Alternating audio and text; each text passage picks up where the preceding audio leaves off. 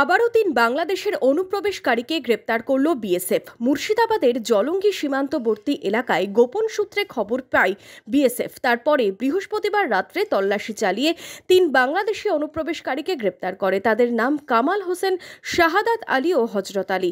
ধৃত ৩ জনেরই বাড়ি বাংলাদেশের রাজশাহী জেলার বিভিন্ন এলাকায় বলে খবর। তারপরে জলঙ্গি থানার পুলিশের হাতে তাদের তুলে দেয় বিএসএফ এবং শুক্রবার তাদের পুলিশি হেফাজতের আবেদন জানিয়ে বহরমপুর আদালতে পাঠালে বিচারক ৪ দিনের পুলিশি হেফাজত মঞ্জুর করেন।